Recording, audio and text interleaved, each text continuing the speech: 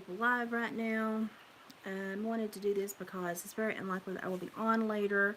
We have about 6 inches of snow, and I'm going to be busy tending a fire later as the temperature drops, and just trying to stay warm and keep the house going. I wanted to come on here because I had a response to one of my last videos where I questioned the likelihood of 4 officers being trained through the police force, also having military experience, succumbing to an emotional reaction to a specific day on their job. So yes, I'm speaking about what happened a year ago.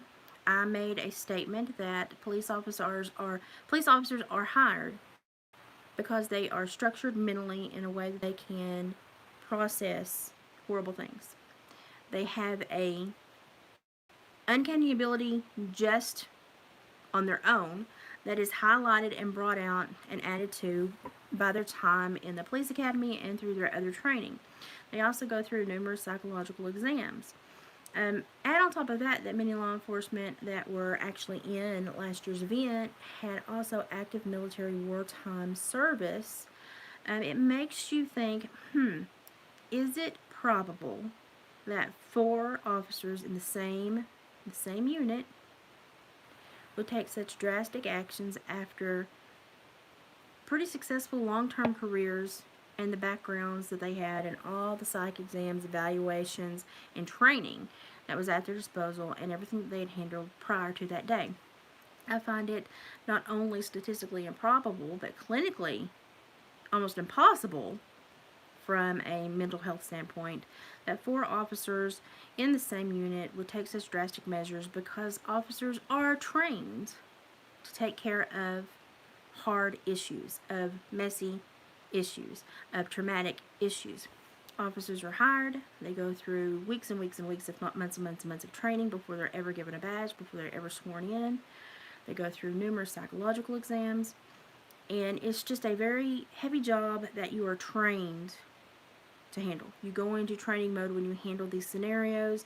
Your brain, and from experience of being a law enforcement officer, from experience, when you get into those really messy scenarios that are really going to scar you for life, you go into training mode, and your training kicks in, and you go through and you're compartmentalizing because you're going through it in training mode.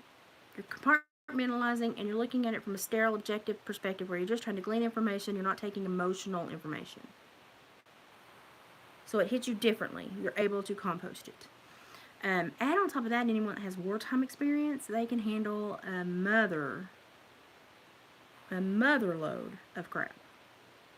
So I find it very improbable that 4 officers would do this. Not only that, but you look at statistics.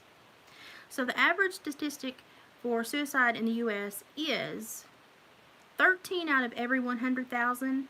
It only bumps up slightly for law enforcement to be 17 out of every 100,000. That averages out to like 132 for regular people.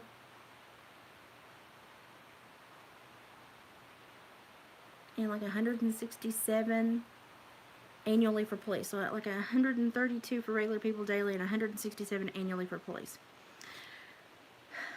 At any time, the police force in the United States has around 700,000 people in it. That is not counting the part-time special forces, military background. That's just straight law enforcement. That's not adding in all the special training and stuff like that, the special units. So there's much more than that. And so, to look at those numbers, just if you take this, around 690,000, and you do the math on the 167 that take their own life annually, that's 1 out of every 41 to 4,200 employed. So to see 4, you should go through around 16 to 20,000 personnel to see 4 suicide deaths. And we saw 4 in the same unit within a matter of weeks. Statistically impossible, clinically improbable. I would just put it in the astronomically not going to happen category, to be quite honest. But why are they drilling it in such an emotional way when they do the stories on these gentlemen? Well, it's because if they hit you emotionally, you respond emotionally. And when you get emotional, you don't think logically. And if you're not thinking logically, you're not thinking about, wait, what are the numbers? How many officers are in the U.S.? How many take their life? One out of how many? Oh my gosh, to see four and say, is that possible? What? Did they shut the unit down after? Did they bring in psychologists? Did they not let anyone in that unit go on the job, bring in an extra unit to take care of it while they clinically evaluated everyone in that unit for issues to see that high of a suicide rate and impossible suicide rate in that one unit? No. Nope. No stories, no media, no nothing about that. Everybody was still active duty. Nobody was put on administrative leave. The families that had people claim to be suicide never spoke to media, never let any info out about their loved one, never really said anything. The only family that spoke up was Sitnick's family, who said, nope, he did not commit suicide, he died of a stroke. But the media had to retract their stories because they had already listed him as a suicide. That also adds credence to perhaps this is just not being an honest issue. When does Congress normally tell us about law enforcement that dies in the line of duty? When in the past have they ever? Did they do it on January 5th when they had people struck by moving vehicles? Nobody knows about that? Yeah, they had a big deal January 5th where they were actually charged with vehicles and struck and shot. Nobody knows about that. No, because it was a leftist motivated person that did that. But I'm just like, they get you in your emotions because when you feel sorry, then you're stuck in the emotion, you're feeling sorry, and you're being empathetic and sympathetic, which means you're not leaning toward logic and evidence and rational deduction. And so that's why they want you to respond emotionally. And that's why today is being drilled as an emotional day. And these big stories are being told.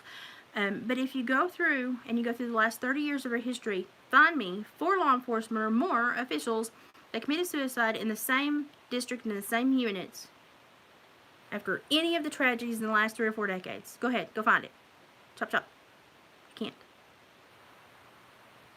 Statistically, even at just the 690,000 that are listed as pure law enforcement without the special part-time special officer, special dispatch position, special private investigator, all clump in that make the whole law enforcement. This is just straight out hired and sworn in annually. 690,000. You divide that by the 167 that take their life annually, it should be 1 in every 41 to 4,200. So to see 4 suicides, you should go through 16 to 20,000 personnel. We saw 4 in the same small little unit.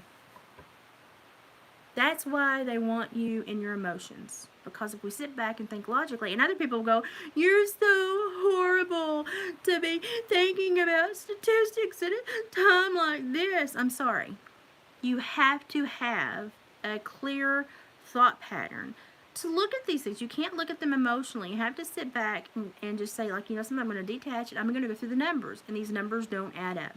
Clinically, I've never seen anything like this. Clinically, they should have shut the entire department down, brought in psychologists, reevaluated everybody, and had another unit take over. None of that occurred. None of what should have been a mental health response to something that egregious occurred. And if you start to dig into the numbers and how many we employ, it's just not probable. Hi, Priscilla. So everybody, as you watch your TVs today and you've seen all the emotional responses and how it's worse than Pearl Harbor and it's worse than 9/11, remember, back in Pearl Harbor, our government, if you read the real documentation about it, they knew that they were on their way. They knew that we were under attack. They just didn't know one of 3 places they were going to attack. What was the Philippines, Hawaii, and somewhere else. So they said, well, we're going to have to sit back and let it occur because we're going to need that motivation to respond and go to war anyway. Our government allowed that to happen. They were prepared. They knew that they were going to go with one of 3 places. And rather than try to defend any of them. They just sat back and said, well, we're going to need this motivation socially to go to war, so just let everybody see what occurs, and then we'll go to war. So, you know, don't think that those people that are above us don't think we're pawns. We are. And I think that's very much what has occurred in this scenario. If you ask me for my opinion, I would say that there were probably a few officers that were at that day that were going to give a statement or a testimony that was not going to align with a specific narrative that was requested, and therefore their testimony was not needed. Can't be any more plain than that. And if you look at the testimonies that were given from the witnesses that were chosen, look at the diversity. They made sure to choose a woman, a little Mexican, Spanish American man, an African American, and the one guy with a tattoo on his neck that I've seen in like 3 different military, police, law enforcement, like official dress that he could not possibly be in all 3 of them. I don't know who this man is, but I have serious questions about him. But it doesn't make sense. And when they gave their statements, they were very emotional. And that one guy even slapped the table. If I had done that in a court setting, which is what that was, it was a court setting. If I had done that, I would have been dragged up by my ears and toes and punished. I would have been fired. I would have been the laughingstock of my entire department, because they would have been like, you can't even handle yourself on the stand. We're trained not to cry. We're trained not to bring emotion into it. We give our statement of what we witnessed, what we saw, and nothing more. We do not infer emotion. We do not, nothing. And so to see them testify, I knew that they were not giving a police testimony. They were giving a testimony as a highly emotional person that wanted people to feel sorry for them, that wanted to grab someone by the emotions and drag them down with them, whatever road they wanted to go. There was none of the training that I know is required and necessary and applied, especially decorum places, places that require decorum like that. And it was very troubling for me to see that. And anyone that is law enforcement, anyone that has had military background, anyone that has been in a court, in any kind of court setting, you don't behave like that when you're giving a statement to anyone. You will be removed. So why was it allowed there? Again, it was the emotions. We've got to have the emotions. We are being led by our emotions down a very dangerous path right now. And when I ask people to, sit back and think logically, look at this. Look at the numbers. Look at the probability. Has this ever occurred before? What is the protocol if it does occur? What should happen? What didn't happen that day? Was it protocol that should have happened had that occurred? And people go, well, you're just being so horrible. I'm not. I'm trying to understand this from a factual, evidentiary, empirical data place. And it doesn't hold up.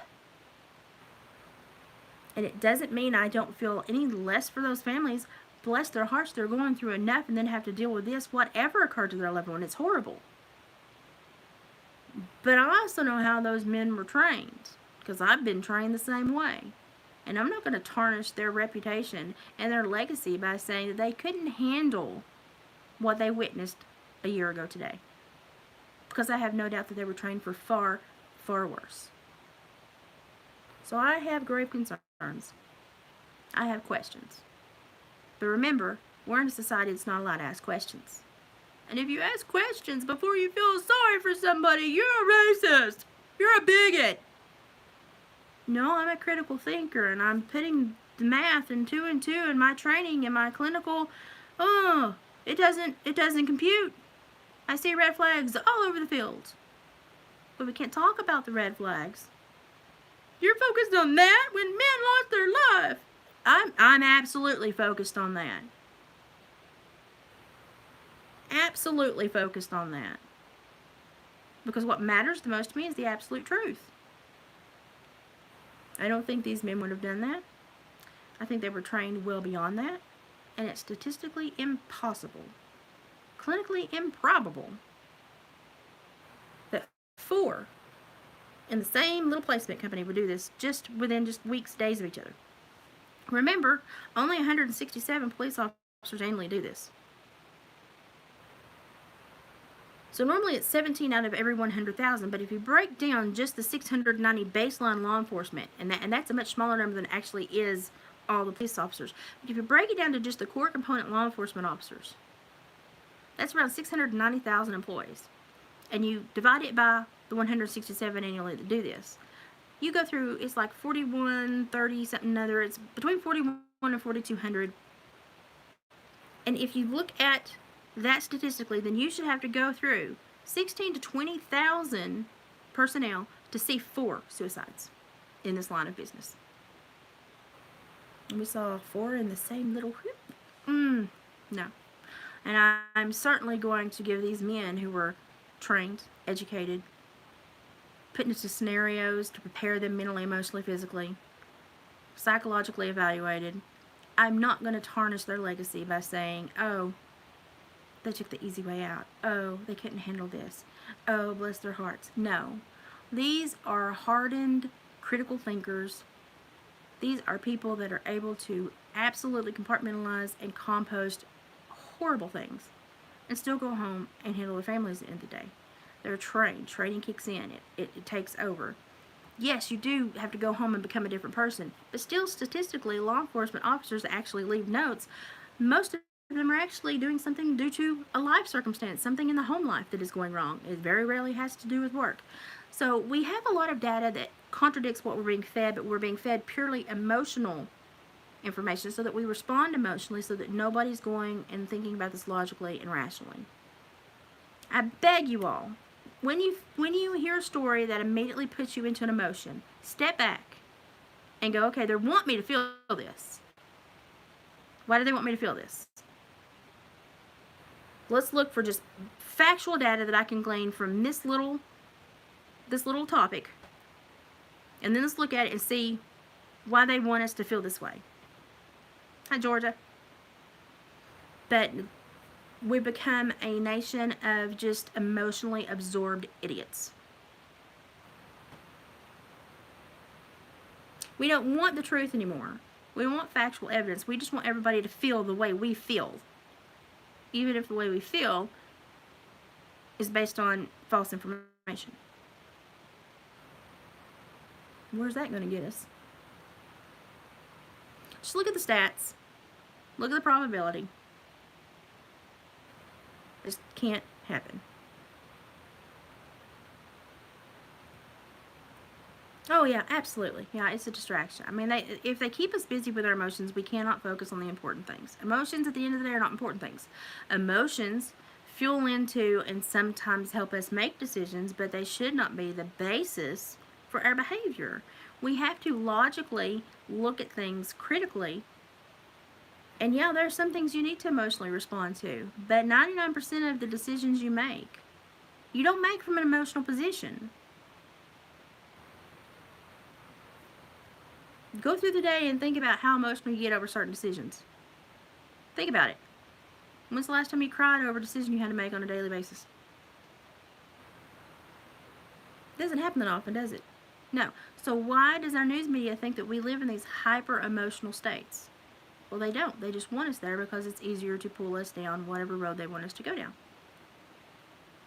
So you just have to back up, and that's what I was taught in law enforcement. Detach, look at it from a very sterile viewpoint, look for factual information and nothing else, and then sit down and challenge your theories. And that's just very important to do. There were rumors saying Summers' remains were found in Johnson City. I researched the real news first. It's sad. Oh, there were rumors. Are they starting rumors again? Playing in the snow. Be careful out there. So that's a false rumor that I've not even heard that, and I'm in the area, so it would be absolutely everywhere for me, and I've not heard that one. And on a day like today, where she's located and what's going on weather-wise, I would say they probably have not found anything. I would doubt that anyone is in a place to find anything because look what's going on outside. I think we have about 6 inches now.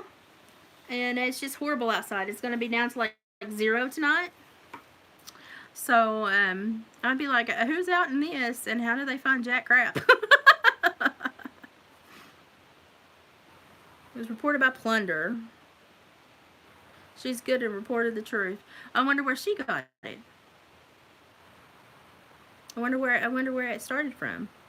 Well, I'll definitely look into it, see what I can find. I've heard nothing, and I'm like literally a little over maybe an hour 15, hour and a half away from Ben Hill Road, and I've heard nothing. Absolutely nothing.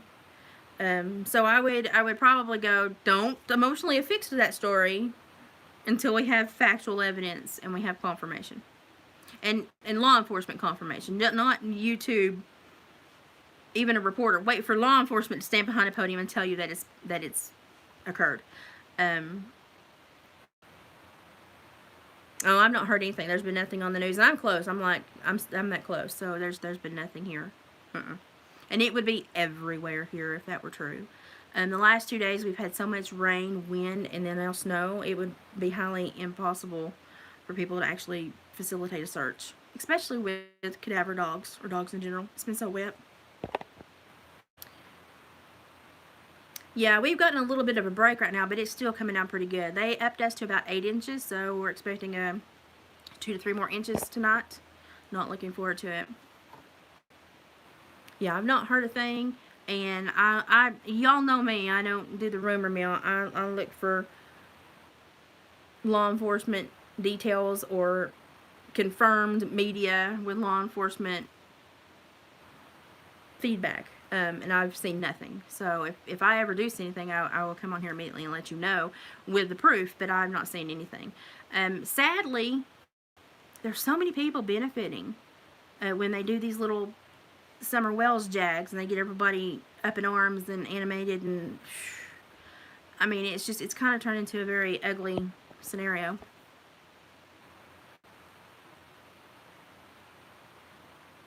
We had about 5 to 6 inches with the other snowstorm the other day. It almost all melted off because it got super warm here, and we had a lot of sun Tuesday, and then temps dropped again, and this one came in, and it just is snowed all day. It's not, I think it's not done as much as they initially thought it was going to do, but it may be, they're thinking now it may have kind of rotated and hung, the bulk of it's hung back, so now they're saying we can see the most of it in the evening and tonight, so they're saying 2 to 3 more inches. That would put us around 8 or 9. My husband isn't work till midnight. He did make it to work. It's not very far from home, so he made it there. But he doesn't come home till midnight. But he used to be in the rescue squad. He's in a 4-wheel drive, and I'm not super concerned about him. He's capable. But they've shut down I-40. You can't even get anywhere near my exit. Like miles and miles and miles from my exit. And they shut down 127 going into Cumberland County. And our 4-lane is down to little Billy Goat paths on each side. So it's pretty rough here right now. It's pretty bad here right now. It came down, and because it was because it had the wet moisture and the line of freezing rain underneath it, we did get just a little bit of a mix, which created a little bit of an icy top coat. And then when everything went on top of it, it just created a skating rink. So it got really slick really quickly. And I know they had several wrecks on the Monterey Mountain on I-40, and then they ended up shutting down I-40 because there's another mountain down around 273, Center Hill, and everybody was wrecking on it, so they had to close it down. It's really bad. We're used to kind of this weather up here. Like my son, I did a video earlier, my son was up playing in it, and I said you could take your butt home and stop playing in the snow. But he got out to bring some stuff over, and he just brought it over. He could have brought it over another day, but he was just playing in the snow, and I got on to him about it. But it's a very weather-ish day here. I'm not going to lie. And tonight's going to be around 0 for our temperature. It's supposed to be around 5 or 6 in Nashville and Knoxville, so it's going to be about 0 here, and I'm not looking forward to it. Now, we have done negative, I think we've done negative 19, is the absolute coldest temperature I've ever witnessed in this area that I live in. But now I'm up on the top of the crag of the plateau, so we get a little bit more dramatic weather from time to time. So, you know, we've done all that. At least I don't have horses with heat lamps and blankets, and that was not fun.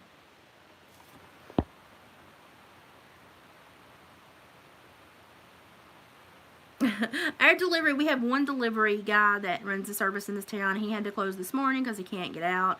We have so many roads and we have so few snowplows, and only the state roads get tended. The county roads really don't, and then the secondary, tertiary roads don't even get touched. So if you don't have four-wheel drive or a tractor, you don't get out. My mom had to go get my grandmother's medicines this morning, and she was getting home right as it started, but because that little ice layer that we got, she couldn't get up the hill to get home. So my dad had to come and pull her up the hill. Oh, it was funny. She was calling me going, I'm sitting at the bottom of the hill. I said, Mom, your love of Nissan Altimas, we told you to get four-wheel drive. So we can't order anything, but I did do a pickup grocery order that we went and got first thing this morning at like 6:30. And so I've got all the groceries I need for the next week and all the foods. And I got foods I could cook on my wood stove if I needed to, if the electricity goes out, because that happens here. Normally every winter we have about a 3 to 6 day spell that we have to go without electricity, and I'm just like, when is that going to happen this year? Because I hate those days. I hate them.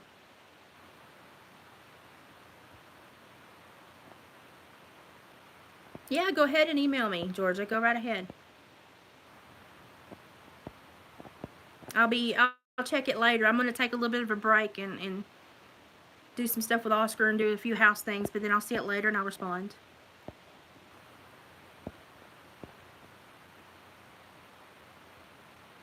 Well, I'm glad y'all have emergency gas heat. We have a furnace, but for the winter we just normally keep our wood stove going, so the furnace doesn't run a whole lot. And if the weather goes out, if the electricity and the weather gets bad and the electricity goes out, we just shut off the big addition that's got the wood stove and it goes into our bedroom.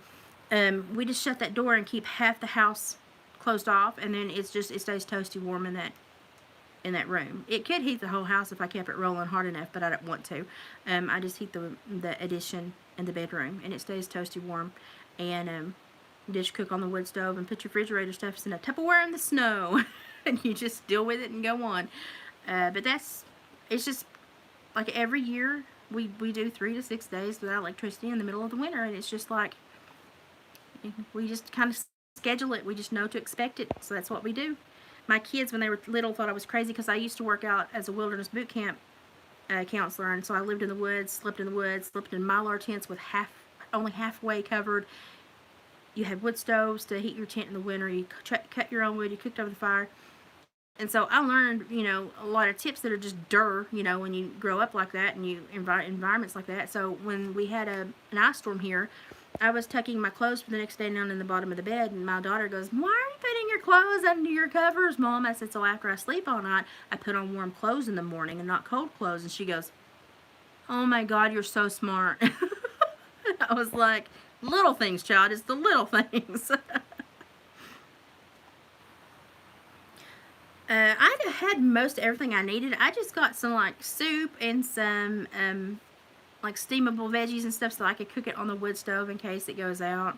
I don't want to be trying to fry a whole lot of stuff. If I can just steam and heat up and maybe make a homemade soup, that's about as far as I go.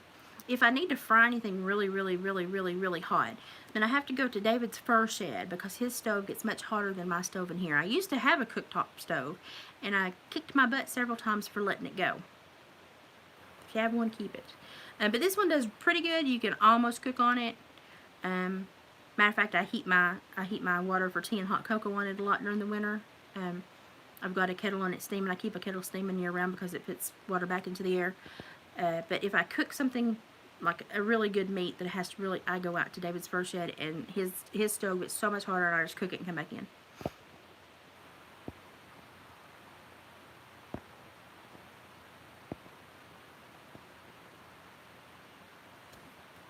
I've heard more vehicles today than I thought I should have heard, but then again, I live where people have four-wheel drives and like to get out and test how well their driving skills are. So, my son included. So, but I know that state offices closed today. All the schools were closed. All the government offices were closed. Basically, it's just a shutdown. And our only delivery service closed, so nobody's been able to get anything. I don't think he could make it down our road anyway, to be quite honest. My mailman barreled down my driveway and almost got stuck and was squalling, and I opened the door, and he said, where He said, where's the flower garden? I said, about 8 foot to your right. Okay. He didn't want to back up because he's going to have to take a run and shoot to back up and then to get out. And he didn't want to run over my flower garden, but we had so much snow he didn't remember where it was.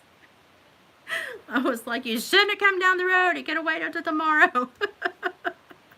I've known him since I was a little girl. But he shouldn't have come down my road. But he did. He wrecked a few times last year. We were like, anybody seen Daryl? Well, check on Daryl. Bless his heart. Waving from Wales. Oh my goodness. Yeah, we're snowed in. I don't know if you can see. It's probably getting dark out now. Let me move my big... I'm still my jammies. I've been my jammies all day. I stay in my jammies. See all that snow out there? It's hard to see from the reflection, but yeah, we've got about 6 inches or so. And we're expecting 2 to 3 more. And I hate snow. I'm not looking forward to it. This is not my time of year. I'm not a winter person. Never have been. Don't like it. Could live without it. Yeah, Wells. I am, my father is basically directly from Ireland, Scotland. Like, you can trace it back and boom, there you go. My mother, because of the native, you go back a little while and then all of a sudden you get to where it says Mary A. And then you research and you realize they were pulling natives out of the woods to marry them and they were giving them names, Mary A. And so it just like you're stopped. You can't, so my mother's side, I can't go back very far, but on my dad's, I go all the way back to Scotland and Ireland. So I guess technically, we're family. But I've always felt a really good kinship with my native groups of people that I was raised with. But I always was like, man, I can't, like I've got my father's both sides done and my mother's paternal side done, but her maternal side is like, stop, natives. I can't go any farther. So, but it's kind of a cute story, but it's like, man, I wish I knew my lineage completely. Yeah, it's, we hit a little bit of a break, Priscilla, and then it came in again. Now we're in another little bit of a break, but I looked and there's another swag fixing to go through. It is lifting more northward than they thought it was going to, so maybe yins won't get as much as they anticipated. But let me tell you what, when it came down hard here. I mean, there was some big old thumbprint flakes coming down. And the first 15 minutes put down just as much as the first 2 hours did. And then I think Monterey averaged 2 inches an hour rate that they got so far. I've wanted to do that. I've wanted to send it in so I can get the full story. Just financially, it's just one of those things. It's a plus, and I'm not gotten to a place where I want to do that plus yet. But eventually, probably one day I will.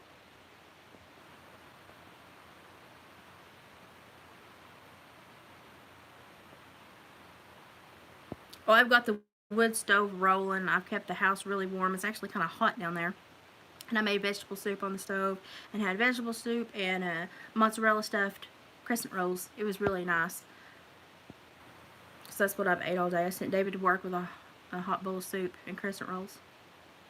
So he should be happy, but I worry about him driving home. But then again, he was in the rescue squad. In 20 years I've known him, he's never wrecked or slid off the road, and he's driven in some really horrible conditions. So he'll get home. I have faith.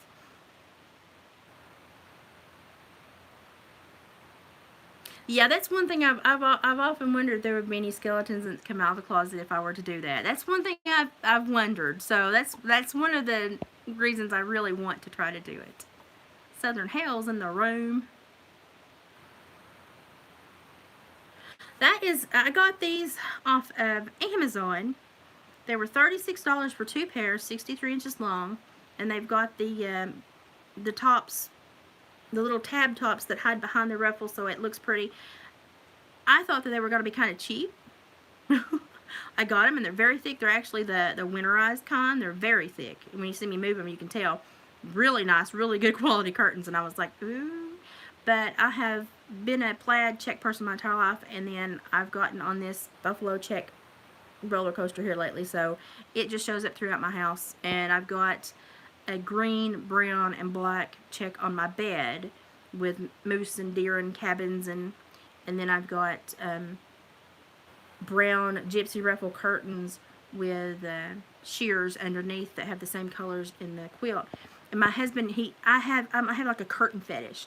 The curtains in my living room look just like my grandmother's curtains that she had when I was a little girl, and she had them in the kitchen.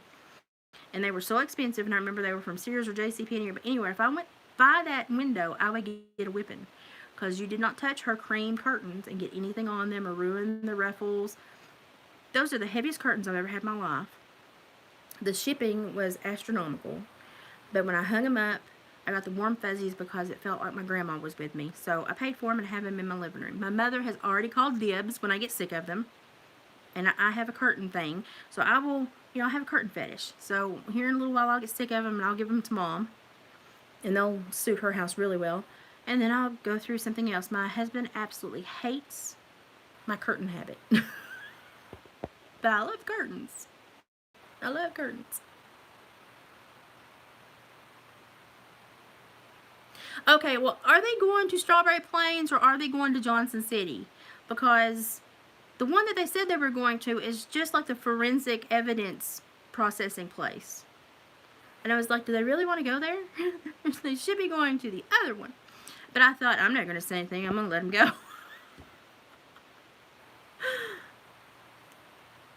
I've got, my daughter-in-law bought me a little Czech rooster last year. And he was made out of Czech, I'll show him, he's over by the stove. He was made out of Czech material with a little red comb and tail. And I fell in love with him, and I have plaid through my house. I have a lot of plaid and camo. And so instead of buying just my normal like tartan that I normally buy, I started buying the Czech, and now it's everywhere in my house. My daughter wants me to do a champagne taupe check in her room, and was the guest room, in her room with curtains to match, so I can put my new floors down so it will all matchy, matchy, matchy. But what she doesn't know is it's going to take me forever, because when she had the room, she painted it purple, except for the wood walls. She painted the drywall walls purple. So I'm going to have to kill paint those kills paint, because it's such a atrocious purple. And then paint what I want. And I'll probably redo the wood. I don't know if I'm going to shine it up or try to paint it. I haven't decided. But she wants me to do it in taupe champagne check back there. And I'm like, I don't know if I'm committed to that much check in my house. But she's requested that one. I lose Oscar every once in a while. He's going back there to sleep. And I'm like, get off the guest bed, Oscar.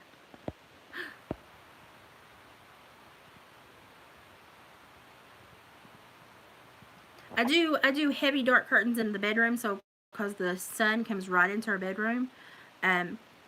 These I have here because I don't like to have blinds in these windows. It drives me insane. I like to be, this is a big picture window, I like to be able to see out of it.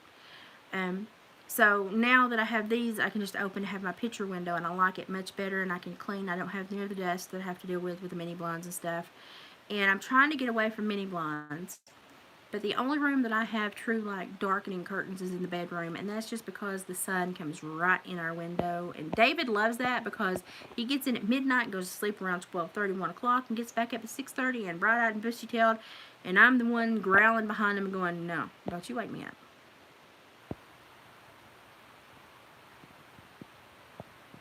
Yeah, really, I would have to protest from inside a car too. It's cold.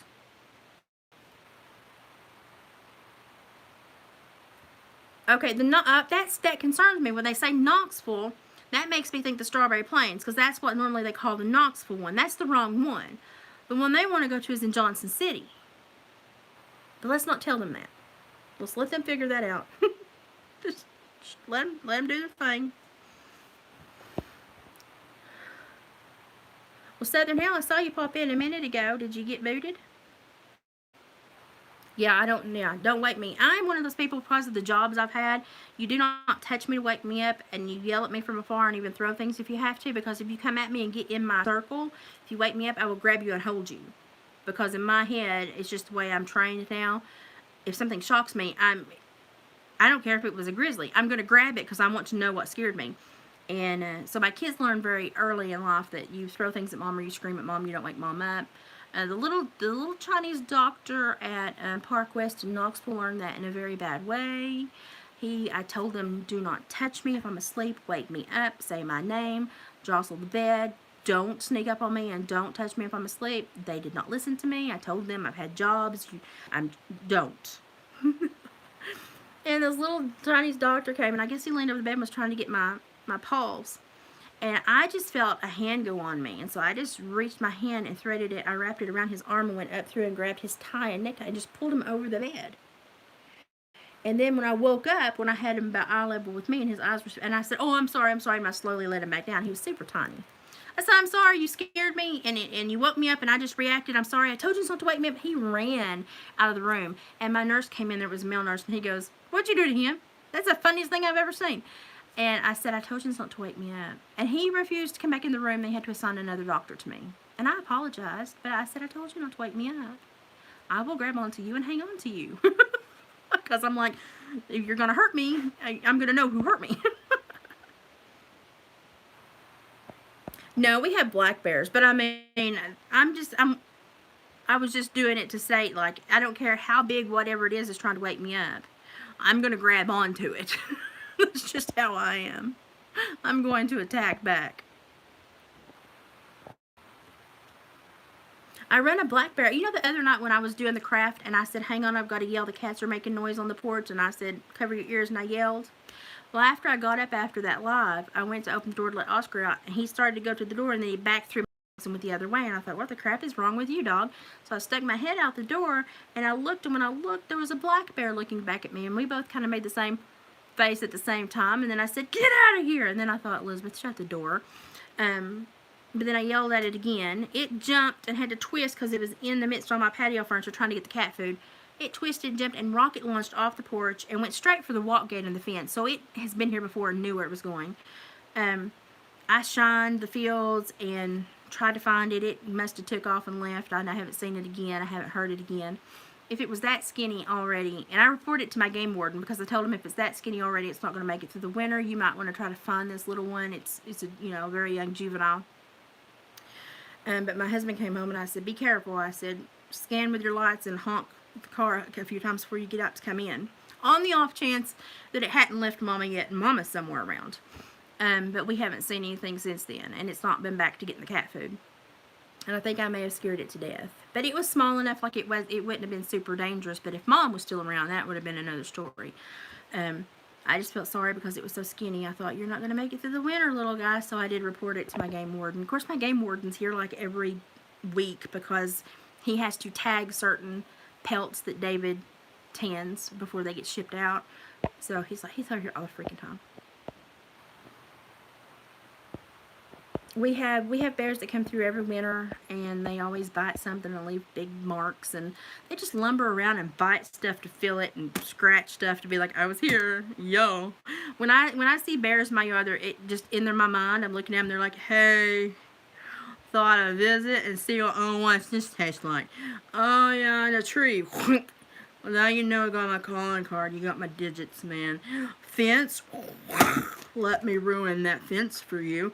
You know, and it's just, they just lumber around. And it's like, seriously, take your 400-pound hind end somewhere else. I'm sick of you.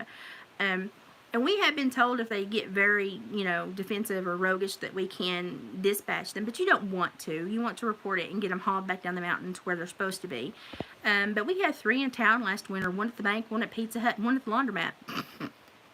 People were like, what the heck? And I said, listen, they're trying to get their chores and their town running done before noon. So, yeah, bears are jerks. They are. Like a hog. If you see a hog in the woods, that's what you need to be afraid of. A bear will go, a human. Don't want to play with you. Probably not. Okay, I'm gonna go. Oh, I'm gonna go over here. You just go. Okay, bye. Huh. Okay, yeah, I saw you. Yeah, I'm over here. Okay, and they'll huff at you a little bit and they'll walk away. That's how a bear responds. I've run into a whole bunch of them ginsenging. And then you go out and you run into wild hogs. I'm not talking about domesticated piggies with their little floppy ears and little. I'm talking about straight nose wild Russian boar razorbacks. Biggins. We have biggins here. You walk out, and the next thing you hear is them popping their jaws and rubbing their tushes together, and you're like, oh bullshit. And you freeze to see in your periphery what is moving because they blend in so well. You have to look at that little mohawk. And when they get ready to charge, they'll put that little mohawk up and they'll come after you. And you have to, I'm too fat now, I'd have to ugly one down. You have to get up a tree because they will take your legs off. They will make you bleed out in a minute in the woods. They are the most dangerous thing we have here. They are evil. So when you see a pig, the pig goes, ha ha ha ha. Look at this stupid idiot. Watch this. I can get the big one up the tree. Hey, John, come help me chase the other two. I mean, they're just assholes. So if people come here, I'm like, watch out for the pigs. The hogs are the worst part of it. They're the most dangerous. They're what you don't want to roll up on. Everything else you can pretty much handle. But I mean, I've even been chased by bucks. You know, you had to have a buck come through the woods, and he come over the hill, and he almost ran over top of me where I was sat. And he was too small. He was just too small body-wise. I was like, I'm not going to waste a shot on you. You're not enough food to feed anybody. I'll wait for a big fat doe. He about ran over the top of me. And then he winded me. And then he started and wide-eyed. And then he put his head, and I thought, don't you do it, son. I will put you on the ground. But people don't understand how aggressive wild animals are in the wild. And I'm like, okay. Because they are quite nasty. I've gotten myself in many a fix because of that. So, but hogs, I hate hogs. And I've hunted hogs my whole entire life. We had a hunting lodge where we did Tennessee terror hunts, which were wild Russian boar for 400 pounds and up. The heaviest completely wild Russian boar, 100% wild Russian boar that I've ever killed was like 602 pounds. Well, that I've ever been with that was killed was 602 pounds. The biggest one that was half domestic, half wild was 900 pounds. And he only got that big because he was half domestic. He was hateful. Oh my God, he was like a Sherman tank going through the woods. Nobody. No, I've been put up a Yamaha Bib Bear 4-wheeler doing a dance trying to not get hooked by a tusk on a radio going, send me a dog, I'm about to get killed. And my brother laughing on the other end of the radio. And then they come up and want to take me doing a jig on top of the 4-wheeler while the hog's trying to kill me before he sends me a dog to push it off. That's how I grew up. Not sure how y'all grew up. That's how I grew up. I had my horse at the front pasture of the hunting lodge, and my brother had a dog get gutted just the tusk got in the guts and pulled up and just unzipped him, and it was atrocious, and it was a big Walker hound that was worth a whole lot of money. And we immediately wrapped him, put him in the back of the truck. I pulled hairs out of my horse's tail, got a needle. I was stitching him together in the back of the truck going up the road to the vet's clinic, trying to hold him together. And I got him to the vet's clinic, but he did pass away. They couldn't save him. And so that's just how I grew up. That's how I grew up. And we had cut vests on our dogs. We had every kind of precaution you could use, but he had big old huge, we call them tushes, and he just got it hooked the right way and just unzipped that dog's belly. And I was in like emergency vet mode in the back of that truck, trying to hang on to the truck, brace my foot in the corner of the bed to hold me up against the wind, and comfort the dog at the same time. And it was, I'm telling you what, I felt like a freaking army medic at that point. But he was just a good dog. We didn't want anything to happen to him, and that was a rough one to lose. That was our baby. His name was Ben. There actually are some of the hog hunts that I was on YouTube. And if you go and look under a username called Hog Guide, all one word, Hog Guide, that is my brother, and he has some of the hog hunts. I think the Tater Branch boar and a couple more on there that I was actually at. And I either helped guide or I drove the 4-wheeler and helped pull in the carcasses after they were harvested. So the hunter would harvest, they would hunt, go out, a couple hours later I get a radio that they had one down in what location. They would give me the coordinates. I would go to it, load it up, bring it back to the lodge, have it hanging up, ready to be pictures taken with it, to be skinned, to be gutted, to skinned, caped out, head sawed off, put the carcass in the freezer, and then finish caping out and fleshing the head if they wanted to mount. And I would do up to 14 a day. So I could take anything apart. I'm really good at taking things apart. And so that I didn't mind doing the dirty work because I had a tip jar, and when the guys would come up from the woods, they would always take pictures of me and send it to their wife and be like, look, see, you can do this crap.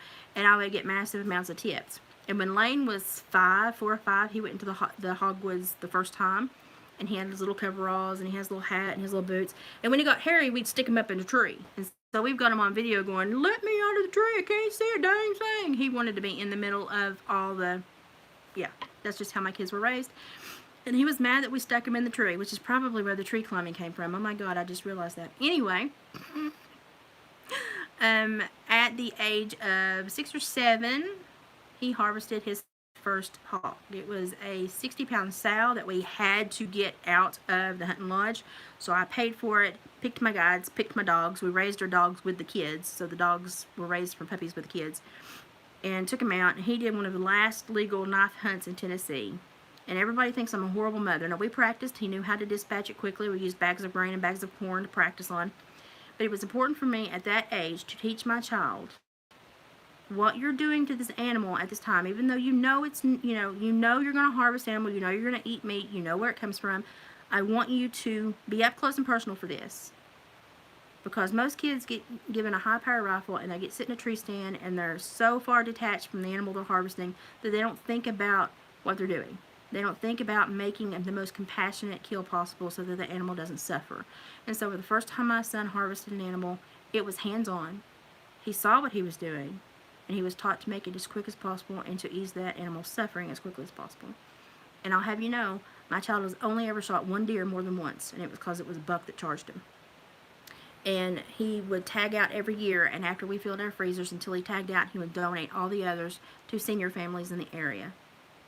And people would ask for my child's deer that he shot. They would go to the processors and be like, yeah, we want to pay for a deer that's donated, and if you could get one from that Waters boy, that would be great. He only ever shoots anything once. We don't find lead in odd places. And so he fed many families for many winters of his teenage life with his, overabundance of deer kills. So he's a very predominant little young man in this area. My husband went this morning and had a knife sharpened with the guy that's teaching him the chainsaw, the guy that does the big carvings, the eagles, the feathers, the huge carvings that makes a butt ton. He has taken my son on as an apprentice. So in between the arborist business that he has and then doing his own carvings, he's now apprenticing with this big guy learning how to do more of the finesse parts of carving. And the guy told my husband this morning, he said he's so talented. He said, if I had that talent when I was that age, he said, oh my God. He said, that boy is so talented. He can do anything he turns his hand to. And so that was, for me, it was a big mama moment. And to know that people view my child as a very skilled old soul. And I get compliments on his behavior all the time because he's such a good young man. Yeah, so he's very aware of what he's doing when he's harvesting his own meat. He's very aware of the pain that he can inflict, and he tries to minimize that. And it's because I made him have that first one-on-one experience. And for me, it was important for me as a young child to learn that as well. Because you grow up in the farm, you grow up raising your own meat. Death is part of farm life, but it's not the part you fixate on. Because you learn so much from the animals when you have them. And then they sustain your life, and you're so thankful for them. The least you can do is offer them dignity at death. And so that's just the way I've always been raised. But I'm probably a little bit more used to it because of how I was raised.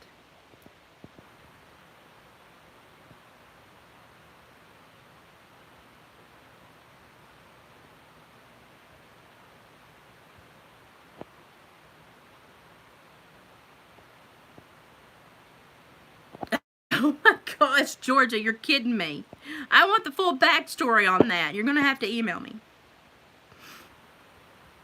Possums and raccoons, we have everything. That's what they were watching laughing. They were watching one of their friends that had caught a raccoon in a cuff catch. And he was trying to release it, hit the quick release so it could run off and be released because he didn't want to dealing with it today. And that coon was jumping at him, going up and down the tree and growling and charging and swinging, and he could not hit that quick release, and he was afraid he was going to get eat up, and we were just dying laughing. That was the funniest video I'd seen in years. That was it was the best laugh I had in a long time.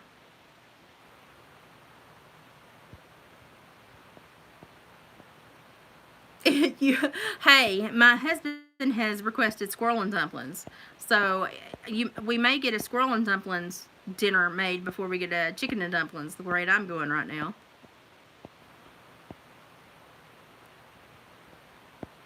Yeah, a lot of people don't understand, simplicity. A simple life is anything but simple. It has very complex decisions and emotions within it, and it's a lot of hard work, and people don't understand that. And harmony, when they think of country life and they think of the harmony in country life, they don't understand the actual harmony that you have. When you have harmony with life and death and the rotation of livestock, and you care for a cow for 6 years while she calves for you, and then you have to put her down due to an illness or due to not being able to reproduce anymore, and you have to harvest her for meat, and we all have a moment of silence, and we all hate that we had to dispatch her, and we all hate that she met this end because we really wanted to grow old cabin, but at the same time, I'm not going to waste her.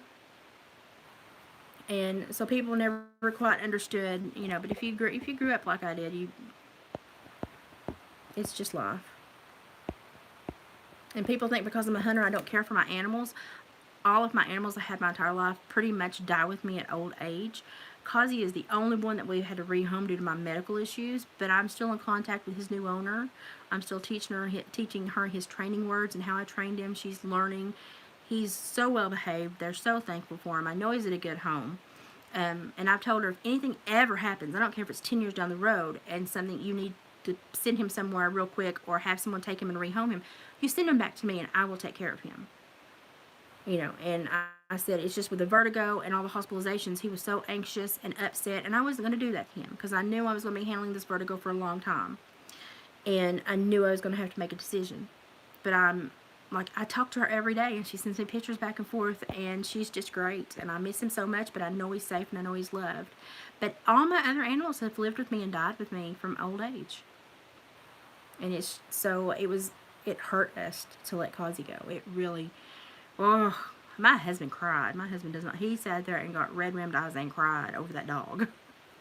And I was just like, yeah, because we have never let one go like that before. Everything just stays here. So that was hard for us.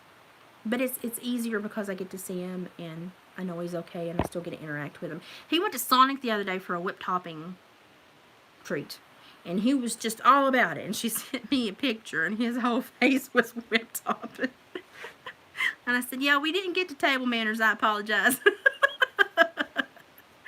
But she's the sweetest person, and as much as I needed him when I got him to help me through the mastoiditis, because I had just kind of give up. I was so sick, I just kind of give up.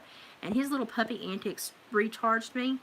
As much as I needed him then, when she got him, she was in a bad position and needed him more. And so he's just been the little blessing for everybody. Yeah, when you look at packaging in the store and you look at the Hormel, yeah, you don't understand what happened. You don't emotionally understand what went into that.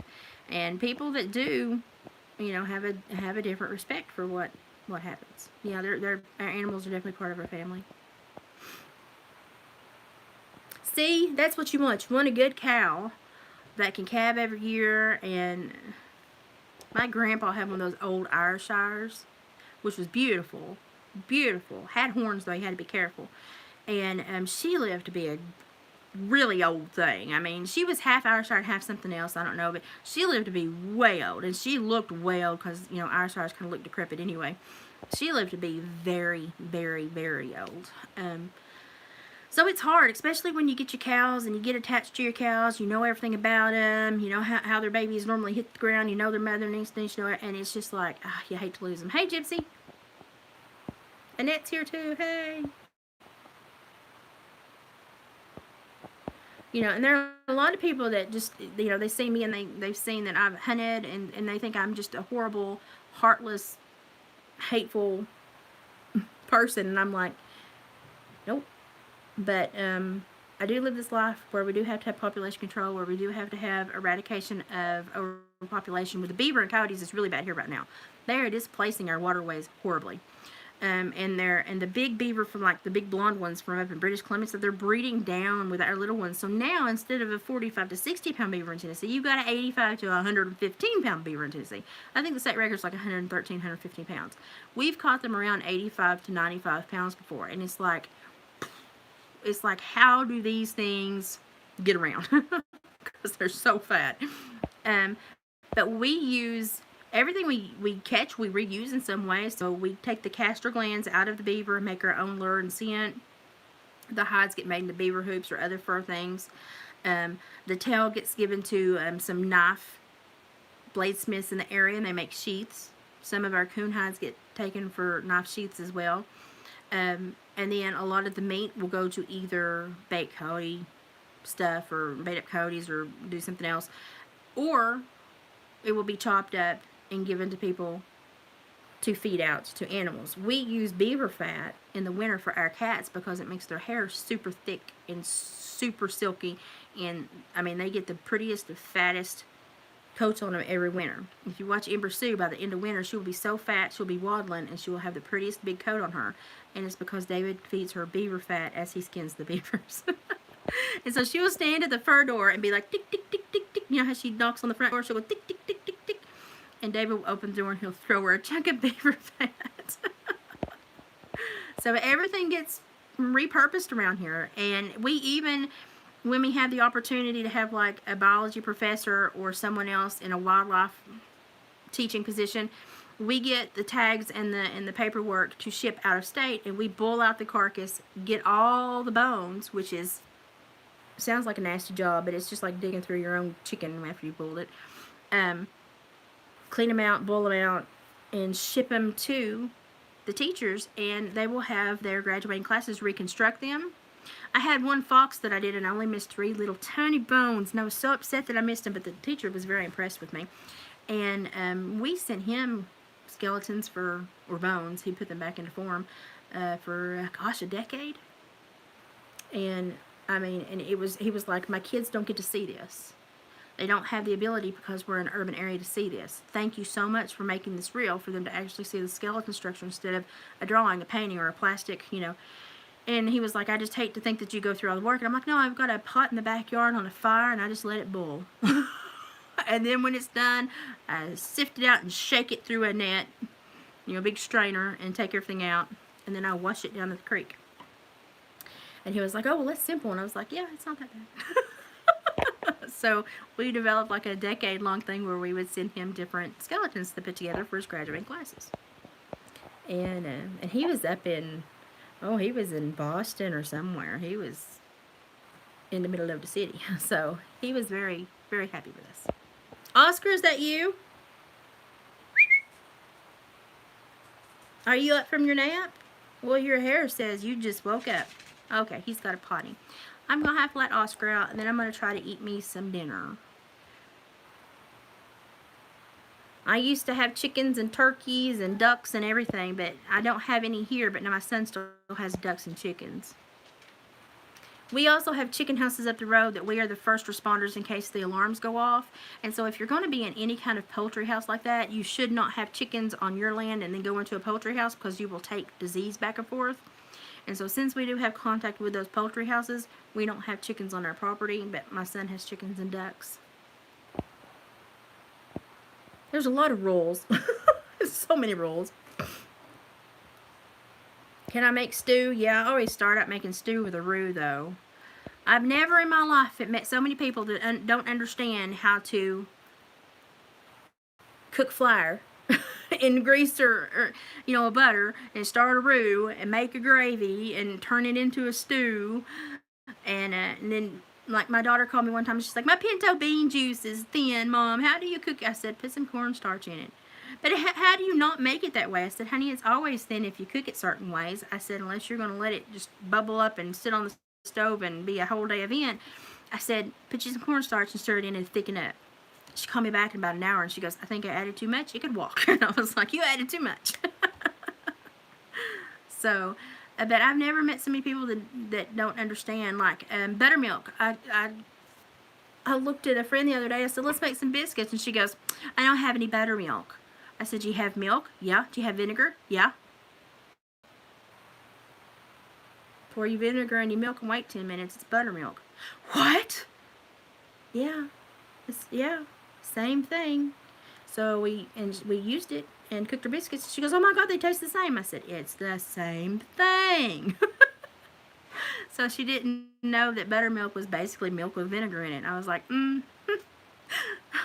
So I had one lady, one of my friends come and she bought me, she said, look at this little butter thing. It makes your butter, and you turn this, and you sit here, and you turn this, and look, and it makes your butter. And I was like, you can put a breathing hole in a Tupperware bowl and shake it, and it does the same thing.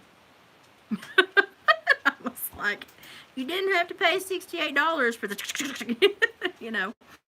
So I don't know. Maybe it's just the way I was raised. Yeah, I'm like, why do you need a $70 gadget when if you've got a butter bowl left over from the last time you finished your country crock, then you can make butter, just shake it. You may be shaking it for a minute or two. It's really a pain in the butt, but you can make your own butter that way. Just get some heavy cream, pour it in there, and start shaking.